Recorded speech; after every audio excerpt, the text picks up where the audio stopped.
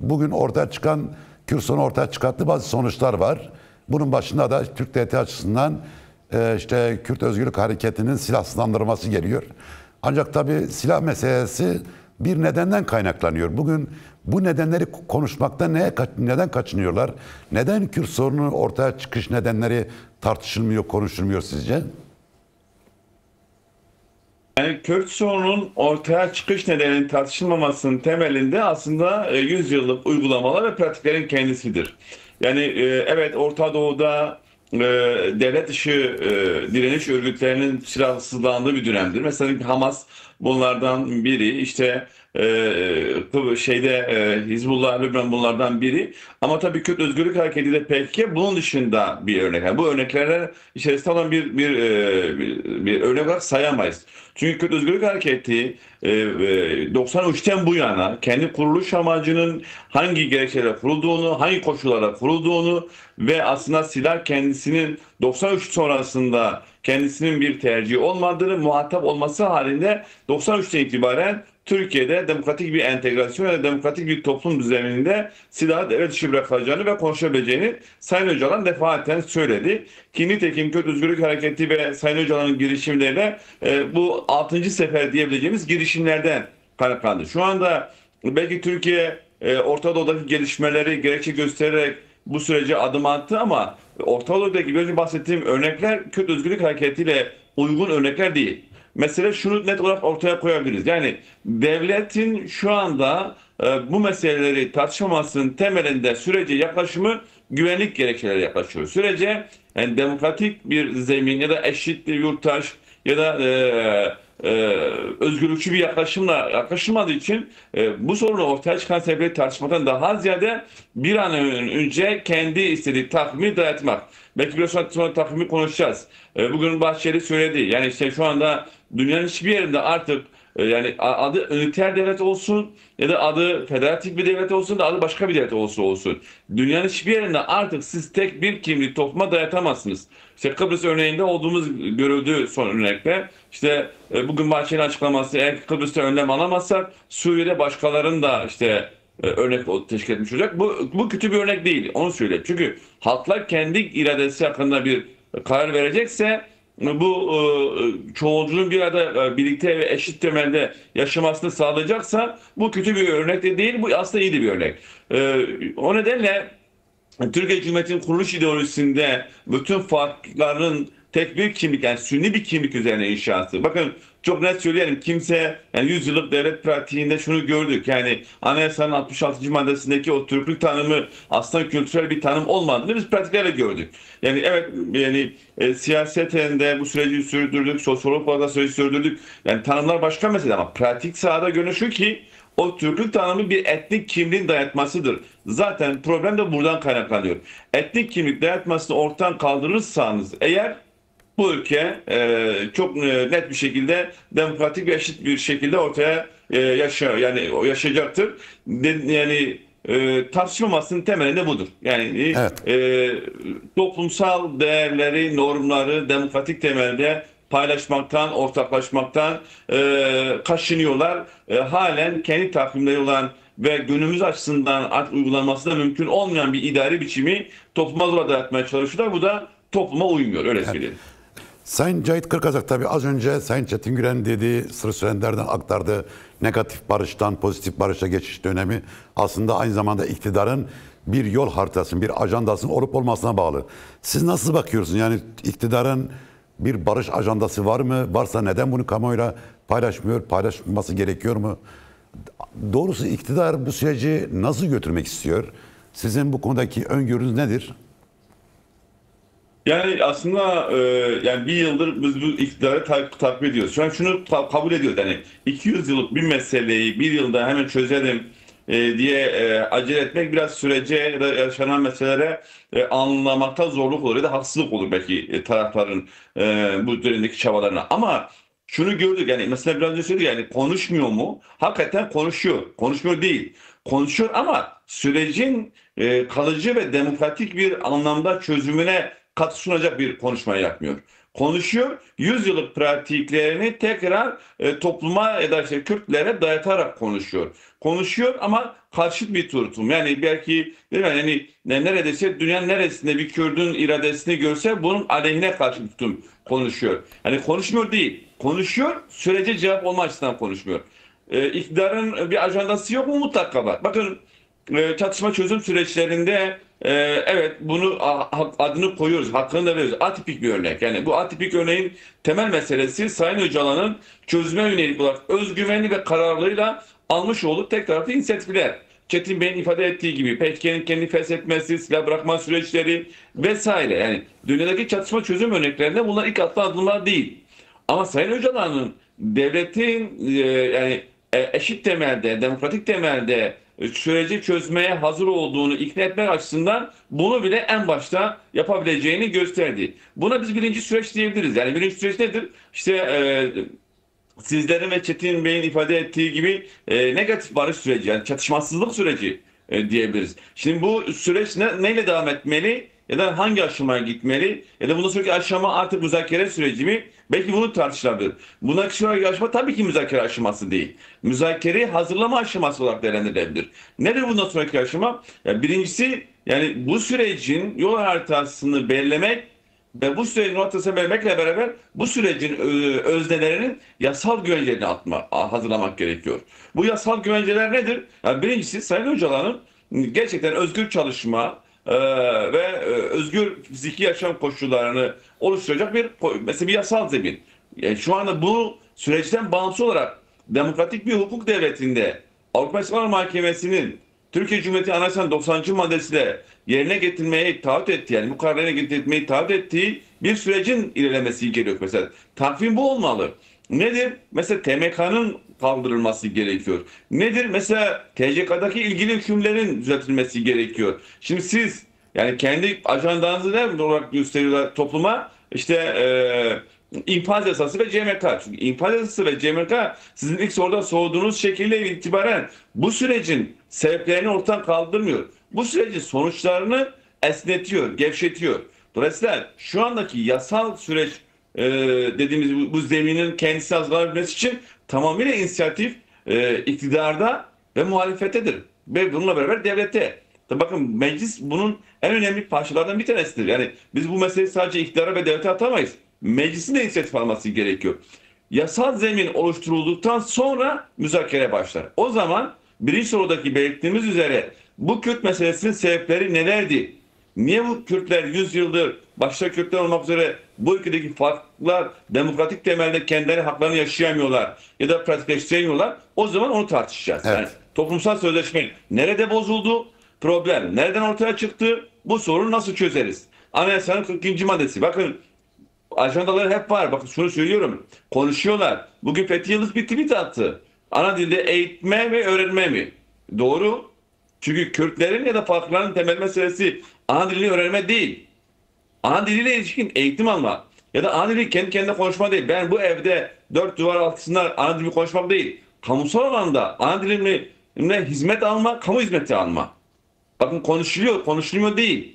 Ama onların konuşmaları sorunun kendisinde çözüm olmuyor. Çözüm değil. Halen bir dayatma var. Bu dayatma Çetin Bey dediği gibi anlayışın ürünü ya da 200 yıllık bir ulus devlet inşası sürecine başlayıp son yüzyıldaki ulus devletin egemen kibri. Yani Evet. lütufta bulunma yaklaşımı. Dolayısıyla ajanda niye açıklanmıyor? Yavaş yavaş paylaşıyorlar. Yavaş yavaş yani öyle kelimelerle toplumu bazı algılandırmaya da işte toplumu bazı şeylere ikna etmeli. Ana dilini öğrenme mi, eğitim mi? Yani şimdi bence evet ana dilde hani Türkiye'de bütün dillerin öğrenme zorunlu olmalı ama Kürtçe Kürtlere değil. Kürtçe Türklere zorunlu bir eğitim dili, öğrenim dili olmalı. Kürtçe Ermenilere, Çerkezlere, Araplara olmalı. Kürtlere ise kendi ana dilinde eğitim ama diğer dillerde öğrenme olmalı. Yani birlikte yaşama meselesi diyoruz ya. Tekrar söyleyeyim. Bakın yani bugün işte üniter devlette vurgu yaptı. Dünyanın birçok üniter devletinde yani farklı dillerde, ana dillerde eğitim de vardır. Ama onların ajandası 100 yıl tekçilik inşasını yeni bazı hani mesela kapitalizmin en önemli özelliği odur yani. Kapitalizm her zaman zamanın ruhunu hareket edip, esnek hareket edip ama yine emekçi sömürü. Dolayısıyla şu an ulus devlet anlayışı biraz budur. Zamanın ruhuna göre hareket edeyim. Ben hani eğitimde de öğrenim vereyim ama tekrar inkar ortadan kalıyor ama tekrar hak ihlarini sürdürmeye devam edeyim meselesi var. Bu sürecin bakın evet yakın bir zamanda bir anket yayınlandı. Sürece destek çok ama güven yok. Bu sürecin güvenilmemesinin temelinde iktidar ve devlet tarafı ajandayı toplumsal soruna çözüm olacak şekilde hazırlamıyor ve bunu toplumla paylaşmıyor. Meclis de bu sürece inisiyatif alıp rolünü oynamıyor. Yani kurulan komisyon maalesef sürecin ruhuna uygun inisiyatif alınabilmiş değil 3 aylık pratikte. Evet. Şimdi Sayın Cahit Kırkazak, tabii aynı zamanda bu son günlerde tabii barış karşıtlarında da bir hareketlik var. Yani böyle çok açıktan bir saldırgan bir değil, bir tutum da benimseyen güçler, odaklar ortaya çıktı. Bunları kim harekete geçiriyor? Yani neden zamanlamasının bakımından dikkat çekici midir bu hareketlenme?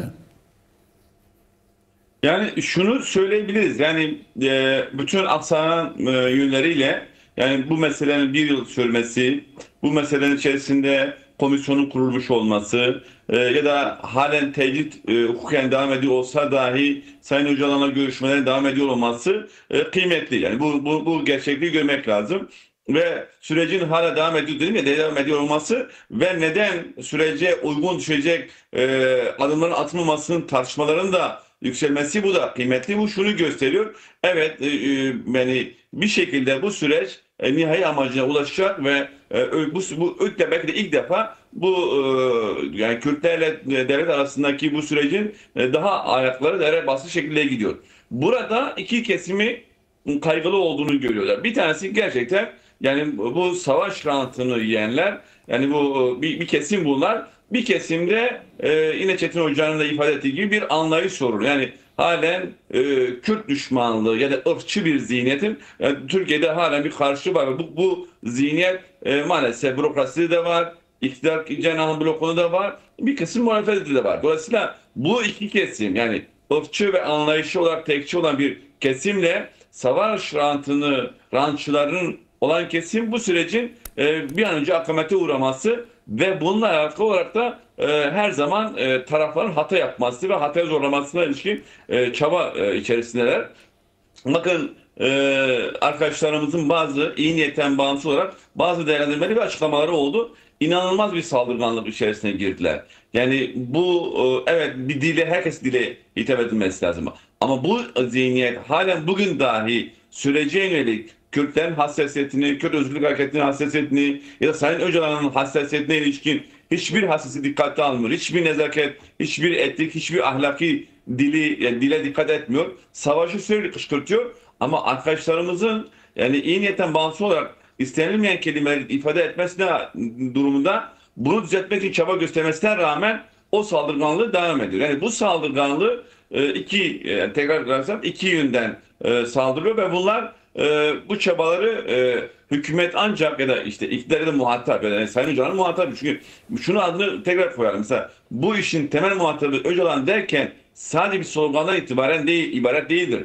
Yine hepimiz bu sürecin mücadelesini yani pratik sahada toplumsal mücadelesini yürüten, dünyadaki örnekleri takip eden bireyler olarak ya da mücadele insanları olarak şunu net olarak görüyoruz. Yani çatışan taraflar barışır. Sayın Öcalan da dediği gibi savaşanlar barışır. O Evet. nedenle aslında Sayın Öcalan bu işin muhatabı.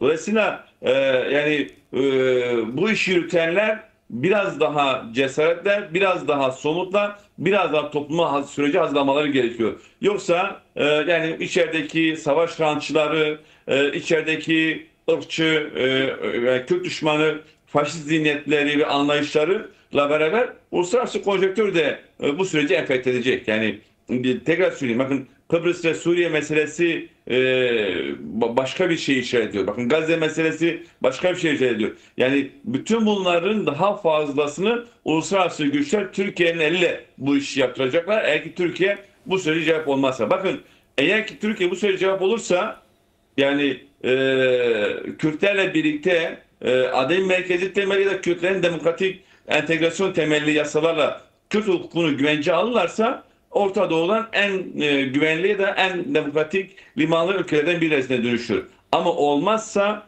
Kıbrıs'ta olduğu gibi, Suriye'de olduğu gibi Kürtler kendi kaderlerini başka şekilde de başka idari yöntemlerle arayabilirler. Evet. Türkiye hükümeti de ve Türkiye meclisi de özellikle söylüyor. Çünkü meclis bu sorumluluktan azade değildir. Meclis de bu sorumluluğun bir parçasıdır diyor. Evet. Şimdi Cahit Kırkazak, siz nasıl bakıyorsunuz? Yarın nasıl bir karar çıkması bekleniyor? Yani nasıl bir karar çıkar sizce CHP ilişkin? Yani şunu söyleyelim, ben yani nasıl bir karardan daha ziyade yani bunu birkaç başlık tartışmak gerekiyor. Mesela Türkiye'de ya da işte kanunla yönetilen, çünkü mesela hukukun üstünlüğü maalesef diyemiyoruz bu ülkede. Yani öyle bir uygulama yok. Çünkü hukukun üstünlüğü olduğu zaman hukuk devleti değil toplumu korur. Ama Türkiye'de hukuk devleti ilkesi var. Yani devlette hangi norm lazımsa ya pozitif metinle ona göre düzenleniyor. Dolayısıyla Türkiye'de hukukun üstünlüğü yok. Ama yani normların olduğu, yani kanunların ve metinlerin olduğu bir toplumda her bir kurumu bir görevi vardır. Dolayısıyla siyasetle ve partilerin seçimle ve de kendi iç kongreleri ya da genel merkez kongreleri ve yerel kongreleri ilişkin olarak ilgilenen kurum Yüksek Seçim Kurulu'dur. İlçe seçim kurullarıdır. Dolayısıyla eğer yani CHP'nin Genel Merkez Kongresi İstanbul'daki olduğu gibi bir Asya Hukuk Mahkemesi'nin kararıyla müdahale edilecekse artık Türkiye'de hiçbir partinin kongre yapma güvencesi yok. Yani iktidar istediği zaman müdahale eder, istediği zaman o partilerin yönetimlerini değiştirir, yönetimleri getirir, yönetimleri götürür. Yani Türkiye'nin asıl dikkat etmesi gereken mesele bu. Bu Türkiye'nin demokrasisine ve hukuk sistemine kurulmuş çok önemli bir tuzaktır. Yani toplum bu tuzağı görmesi lazım. Yani ben bu sürecin mevcut önümüzdeki sürece katkısı ne olur olmasından daha büyük bir tehlike olduğunu düşünüyorum. Yani eğer ki Asya Hukuk Mahkemesi yarın CHP hakkında mutlak mutanavası verirse DEM Partisi'nin de Deva Partisi'nin de CHP'nin de MHP'nin de yarın AKP muhalefeti düşünürse AKP'nin de yani kendi kongreleri yapmasının önünde herhangi bir güvence yok. Antidemokratik iktidar kimse bu partilerin yönetimlerine dizayn edebilir ve bu partinin yönetimini belirleyebilir. Bu çok önemli bir tuzaktır ve bu tuzak her an, yani şu andaki CHP o tuzağa kapılma riskinde, ama yarın her an her parti bu tuzağa kapılabilir. Bu bir. İkincisi, evet, yani Kemal Kılıçdaroğlu'nun pratikleri anayasaya aykırı ama evet diyeceğiz. Bir pratiği var. Bu çok önemli bir pratik. Bu pratik şunu gösteriyordu. Yani o dönemde devlet ya da işte Çetin Hoca'nın da belirttiği gibi o iktidar bloku ya da işte o tarihsel ittifak değil mi hocam? Öyle tanımlıyor. Evet. Tarihsel ittifak blokunun isteklerine göre hareket etti ve çektiler, kulağına fısıldadılar. O da geldi. Anayasaya aykırı ama evet diyeceğiz. Yani bu yani herhalde muhtemelen hiçbir yani açık faşist ülkelerin dışında hiçbir siyasetçi bunu söyleyecek bir tutum içerisinde olmaz. Yani anayasaya aykırıysa buna evet diyorsanız bu anayasasızlık halidir.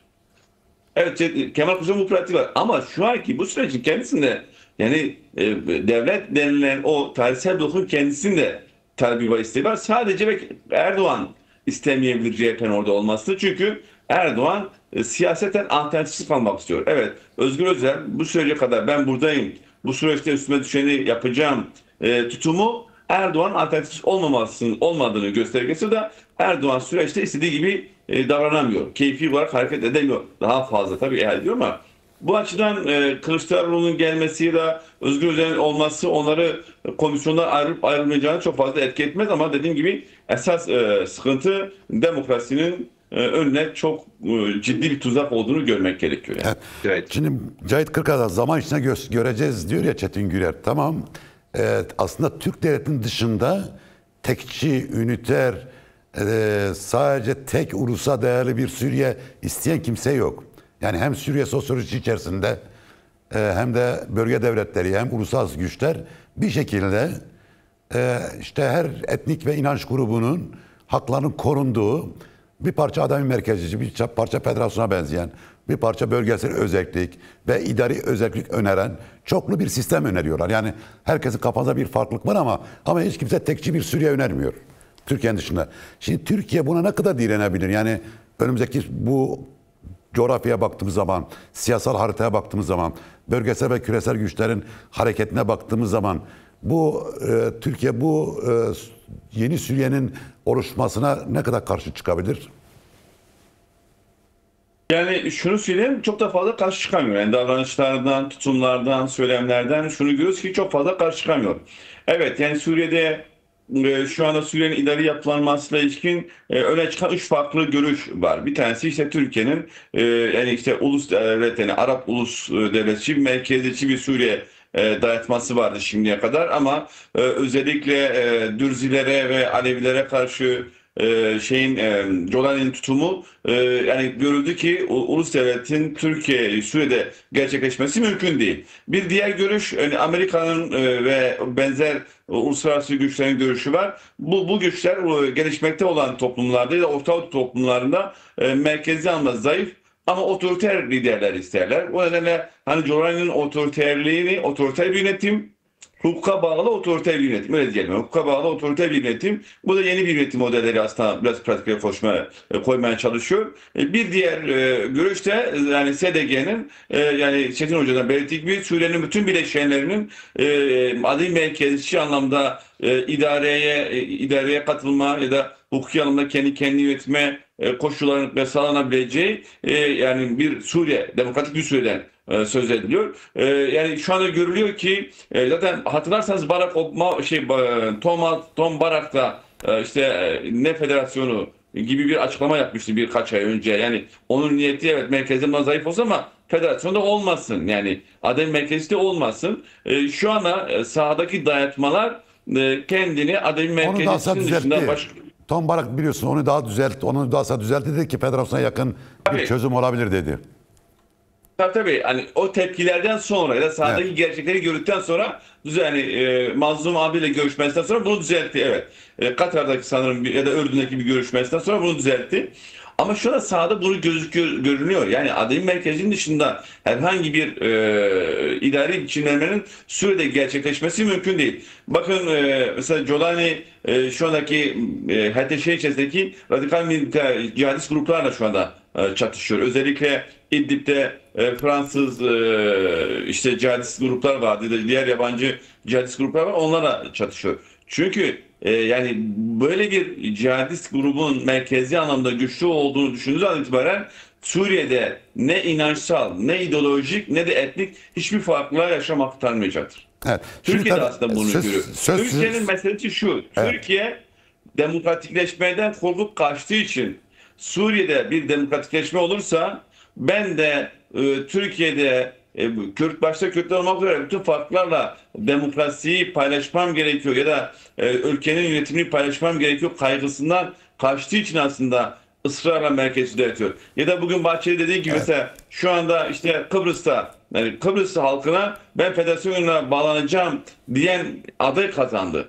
Dolayısıyla şu anda Türkiye'nin yani Suriye'deki Kürtlerin yani statü sahibi olmasına karşı çıkarak ve bunu Türkiye'deki demokrasiyi olumsuzlayacak şekilde göze alıyorsa Türkiye kesinlikle kazançlı çıkmayacaktır. Ama orada Suriye'deki Kürtler bu konuda netler. Şimdi siz söz hakkı sizdeyken bir soru sorayım ama çok kısa 2'şer dakika çünkü başka bir bağlantımız da olacak. Şimdi bu Gazze'de tabii barış oldu mu olmadı mı gerçekten bir barış anlaşma var mı yok mu bilemiyorum tabii. Bu barışın ne kadar barış olduğu falan tartışılır bir şey çünkü Gazze yerle bir edildi. Türkiye neden bu masaya oturtuldu sizce? Çok kısa rica edeceğim. Cahit Kırkazak sizden başlayalım. Sonra Yani evet. 2 dakikada ne kadar açıklayabilirim bilmiyorum ama şunu söyleyebilirim. Hani Bir iki başlık var Türkiye söyleyin. Evet. Hamas ikna edilmek için belki de en önemli gerekçelerden bir tanesi Hamas'ın ikna edilmesi görevi Türkiye'ye verildi. Çünkü 2 yıldan fazladır Katar ve Mısır Hamas'ı ikna edemiyordu. Ya da Katar ve Mısır'ın önerisi Trump'ın önerisiyle birebir uymuyordu. Yani çünkü emniyette Katar ve Mısır orada hem Suriye İsrail arasında Suriye diyorum. Filistin yani Hamas İsrail arasında bir arabulucu oynarken bir inisiyatif almak istiyorlardı. Ama aynı zamanda Hamas'ı ve Gazze'yi bu kadar da tasfiye eden ya da yok sayan bir anlaşmanın taraftarı olmuyorlardı. Bu anlaşmanın taraftarı olabilecek ve Hamas'ı ikna edebilecek olan bir irade vardı. Erdoğan'dı ve Erdoğan da bunu yaptı. Erdoğan benzer girişimi hatırlarsanız Afrin'e girme karşılığında yani Rusya'nın bütün cihadistleri İdlib'de topluyorum, sana bırakıyorum. Orada bir sorun olursa sorumlusu sensin dediği 2018-2019 pratiklerinin aynısı oldu. Yani tabii bu sadece yani böyle bir karikatürize edilecek bir şey değil ama esas temel bu. Tabii Türkiye'nin de buradaki beklentileri vardı. Nedir beklentileri? Hamas'ı ikna edersem belki F-35 üzerindeki yaptırımları kaldırırım. Hamas'ı ikna edersem belki Trump'ın övgüsünü alarak içeriden meşruiyetimi sağlarım. Hamas'ı ikna edersem belki Suriye'de ABD'den Kürtlere ilişkin bir taviz koparırım gibi kazanımlarla Hamas'ın tasfiye edilmesi ve Hamas'ın yok edilmesi Hamas'ın abisi rolünde olan Erdoğan ile yapıldı ve Erdoğan o için gitti.